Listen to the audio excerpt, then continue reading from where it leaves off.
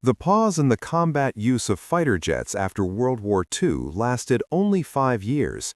Before historians could even finish writing their works on past battles, new ones erupted in the skies of distant Korea.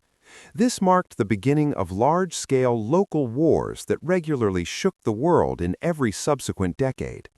Many experts call these wars unique testing grounds for new military equipment.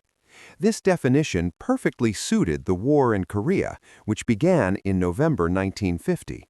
For the first time, jet fighters, reconnaissance aircraft, and fighter bombers tested their combat capabilities.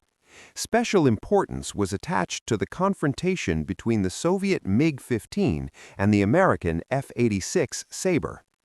Over the 3 years of the Korean War, pilots of the 64th Fighter Aviation Corps (IAK) engaged in 1,872 aerial dogfights, shooting down 1,106 American-made aircraft, including 650 Sabres.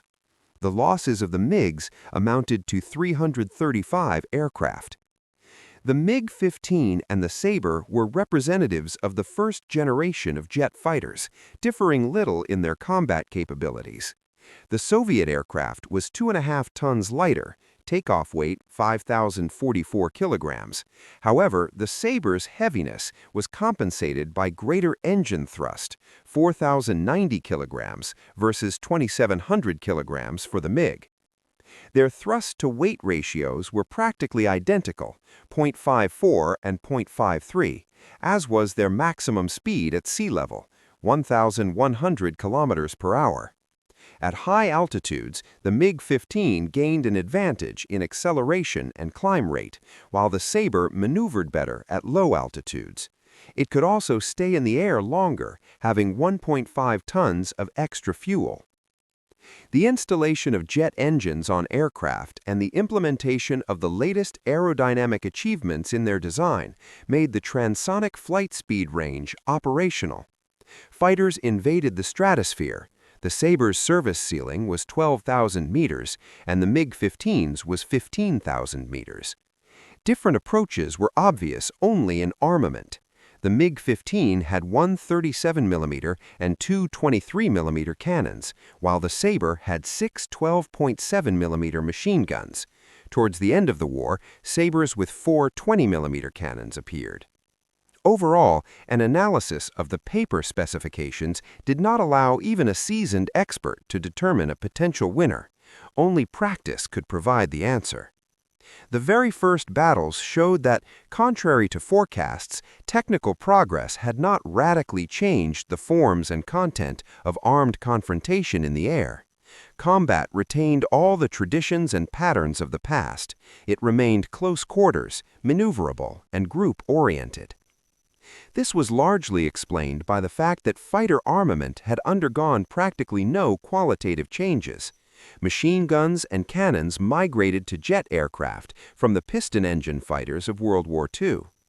Therefore, the lethal range and the area of possible attacks remained almost unchanged.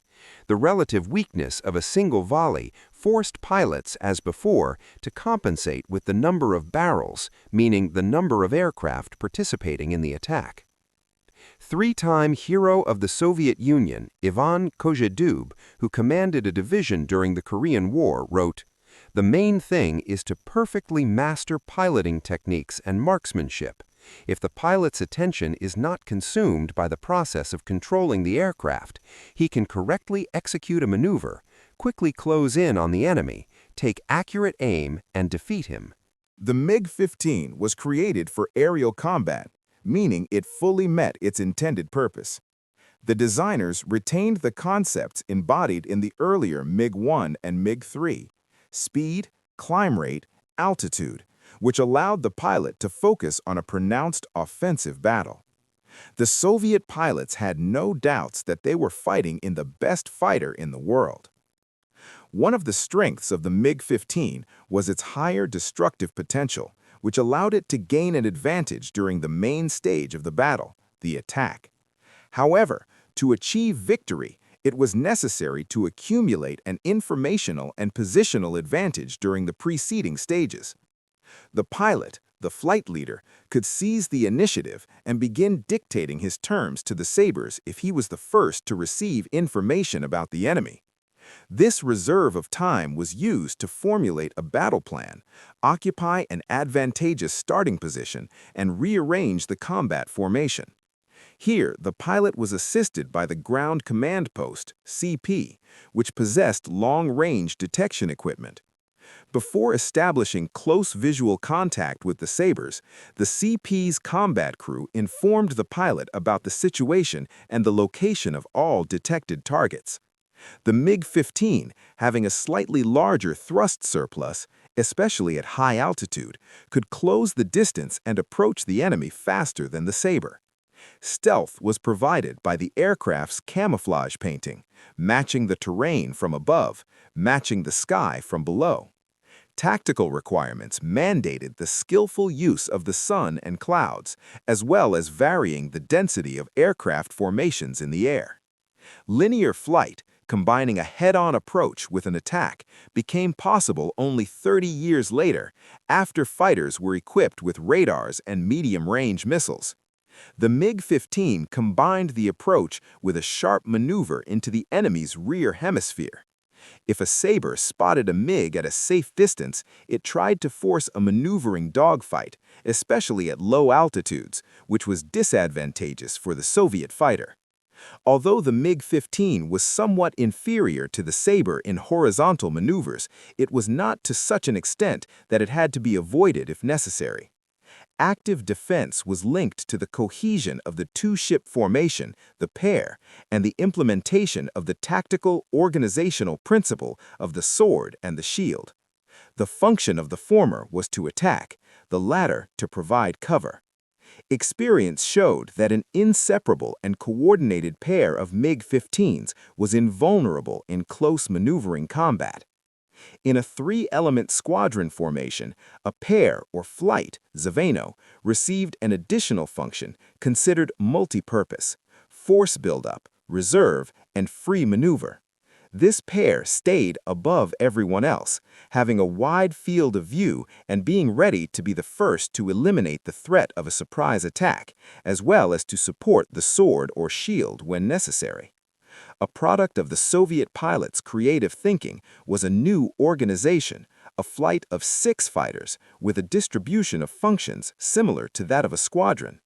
This experience was later adopted and successfully used by Syrian pilots flying MiG-21s during the October 1973 war in the Middle East. During the Korean War, the ground command posts became full participants in aerial combat. The decision to launch a squadron was usually made by the Corps Command Post after detecting an aerial opponent at the limit of the visibility of friendly radars located on friendly Chinese territory. The interception navigator, observing the situation on the surveillance radar screen, guided the fighters to the engagement line. The group leader was first given informational data and then command instructions. The former, about the enemy, was taken into consideration, the latter was executed. The CP sought to provide the MiG-15 with a tactically advantageous position before establishing visual contact with the Sabres. Upon visually spotting the target, the flight leader took over control. The CP retained the function of providing updates. The engagement sequence depended on the deployment of enemy forces and the distance to them. The Sabres did not adhere to standards and changed their formation structures in the air. Therefore, the most advantageous option of strike, cover, force buildup could turn out to be a losing one. A change of plan had to occur instantly, as there was no time left to think. After penetrating the Sabre formation, the battle broke down into flight-level and then pair-level skirmishes. The squadron commander, already occupied with his opponent, could not control the actions of all his subordinates. A deliberate decentralization of command took place. Flight commanders gained autonomy, the right to make decisions according to the situation. The command post warned about the approach of enemy reserves, monitored time, remaining fuel, and could withdraw fighters from the battle. Additional forces were sent to cover the withdrawal. It is important to note that all division commanders and most MiG-15 regiment commanders had participated in the Great Patriotic War, World War II, and possessed operational leadership skills. Experience does not become obsolete. It is only re-evaluated and adapted to specific conditions, wrote the renowned ace A.I. Pokrishkin. Re-evaluating tactics did not require much effort. The echeloned squadron formation, the staircase, was borrowed from the Battle of Kuban in 1943, and the functions of the groups within it remained unchanged. The principles of group combat remained the same. The success of the pilots fighting in the jet-powered MiG-15s was determined by equipment whose capabilities fully corresponded to the combat conditions, maximum utilization of their weapons' strengths, rational tactics, the theory and practice of combat, well-established coordination, and the commander's ability to manage the resources entrusted to them in the air. It is also necessary to reveal the causes of combat losses. It should be noted that out of the 335 shot-down MiG-15s, a large percentage, more than half, was associated with cases where pilots safely bailed out of a damaged, uncontrollable aircraft. Almost all of them returned to duty and spoke respectfully of the reliability and simplicity of the MiG-15's ejection system. A large proportion of the losses occurred during landing. First-line airfields, Antung, Tatungao, Miaogo, were located close to the sea, and MiG-15s were forbidden to approach from the seaside. That is where Sabres concentrated with a special mission, to attack the MiGs over the airfield. On the landing glide path, the aircraft had its landing gear and flaps extended, meaning it was unprepared to repel an attack or evade it. The quality of the equipment and the pilot's training level lost their significance in this unavoidable situation. Most of those shot down directly in combat were lone pilots who had broken formation and were left without support. Statistics also show that 50% of flight personnel losses occurred during their first 10 combat sorties. Survivability, therefore, was closely linked to the possession of experience.